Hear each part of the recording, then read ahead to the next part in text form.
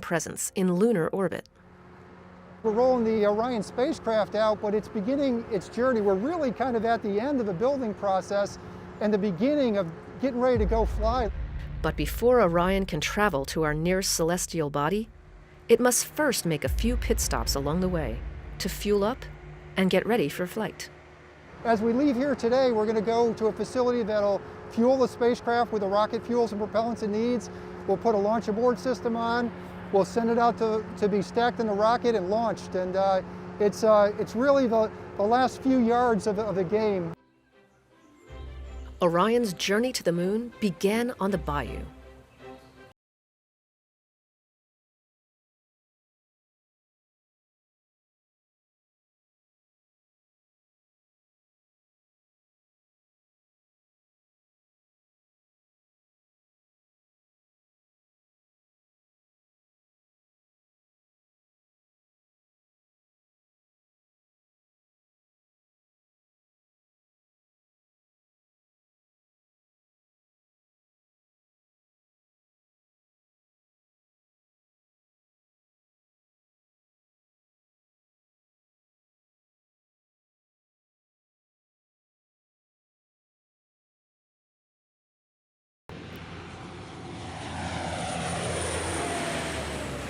When the crew module shows up here at the O&C building, it's really just a welded shell of the structure.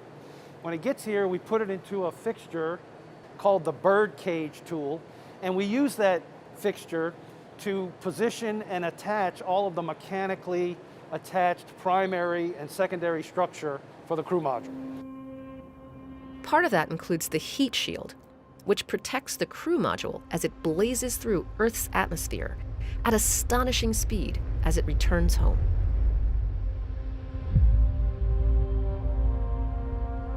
Technicians with Lockheed bond those thermal protection system products onto the heat shield right here in the O&C. And they do the same for the crew module's forward bay cover. We bond that on here, and basically this covers the forward bay of the crew module such that once we come back into the atmosphere, this gets jettisoned and all of the landing system, i.e. parachutes, get deployed and slow the crew module down so that when it touches down in the ocean, it's only going a few miles an hour. With the primary and secondary structures all attached, the crew module is tested to see how everything holds up. Orion is pressurized, stressing the welds to ensure they'll hold up under the proper loading. Afterwards, non-destructive evaluation of those welds is conducted to check for any voids or cracks. Once the structure is deemed strong enough, the crew module is moved just a few spaces down into the O&C's clean room for its next round of integrations. We bring that structure into our clean room, which is you see behind me, because we need to start integrating the propulsion system and elements of the environmental control and life support subsystems, and those systems require a cleaner environment than the one we're standing in out here. When all of that is done, the crew module is on the move again to the crew module integration station. There, all of the electrical systems, including wire harnesses and avionics boxes that control the crew module's guidance, navigation, communications, and its power subsystems, are integrated. Next, it's time to bring the spacecraft to life. We power it up, and then we go into a whole series of functional tests to make sure all the subsystems that we've integrated up to that point are functioning properly. But the crew module isn't the only thing that makes up the Orion spacecraft. All the people, the work, the components that have gone into this vehicle, it's just an amazing feat. Teams also worked closely with the European Space Agency to build the service module, the element that will power Orion on its journey around the moon. Once that arrives from Bremen, Germany, Lockheed moves forward with integrating the two. The service module has a very similar life cycle to the crew module. We build it up structurally, we integrate the propulsion system and the other fluid systems, and then we integrate it electrically and power it up and do functional tests on it. And when we have a full service module and a full crew module, then we stack the two together and we have what's called the crew service module for Artemis 1. Under the Artemis program, NASA plans to not only return to the moon, but to use that as a stepping stone to go farther than any human has ever gone before, Mars.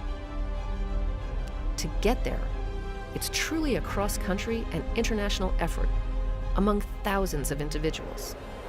When you consider all the people, you know, at the Johnson Space Center, Marshall Space Flight Center, all across the agency, SLS, Orion, the European Service Module, Boeing and their team, Lockheed Martin and their team, and to see all of that come together on that launch when we send it on its way to the moon, it's going to be absolutely amazing, and we're going to have a lot of really proud, happy people. Building a spacecraft destined for deep space exploration from the ground up is no easy task. And the fact that these teams have been able to come together and do just that in the midst of a global pandemic is nothing short of amazing. You know, it really is a testament to the workforce. If you think about what we've been through over the years that they've been putting this together, and particularly think about the environment that this team was dealing with. We're dealing with COVID, and we're asking these folks to come into work every day and finish the spacecraft so we can keep this mission going. And we're ready, and we're excited. And so as they turn this over to us, we're ready to get going. And really, this is only the start of Orion's path to the pad. It's a little hard to put into words when you think about the fact that we are in the first flow of what will be our nation's deep space exploration program. It hits you in the heart, and it really speaks to why we all are doing what we're doing.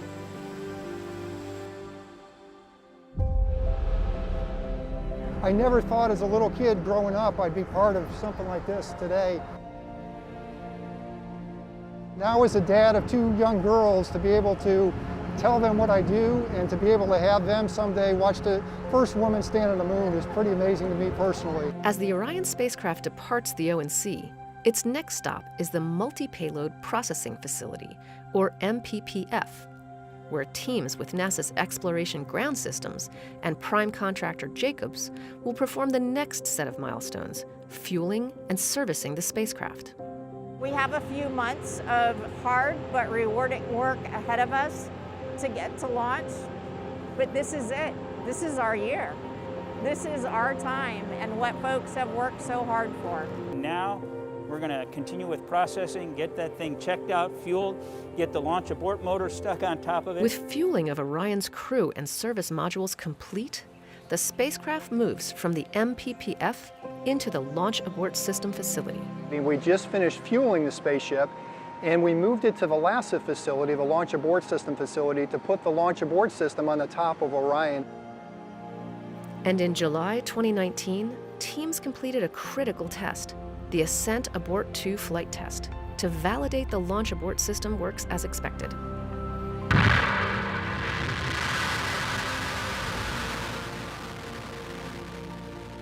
After reaching an altitude of about 6 miles, where the test spacecraft experienced high-stress conditions expected during launch, the abort sequence triggered. Within milliseconds, the abort motor fired to pull the crew module away to safety. Its attitude control motor flipped the capsule into the proper orientation, and the jettison motor fired to release the crew module for a splashdown in the Atlantic Ocean. I feel, just honored and humbled every day to be able to work on this stuff. This rocket is just going to be absolutely amazing. Now that the spacecraft's launch abort system is securely in place, Orion is ready for the next stop on its path to the pad, the Vehicle Assembly Building. Once inside, the spacecraft will be placed on top of the Space Launch System rocket, the most powerful rocket the world has ever seen.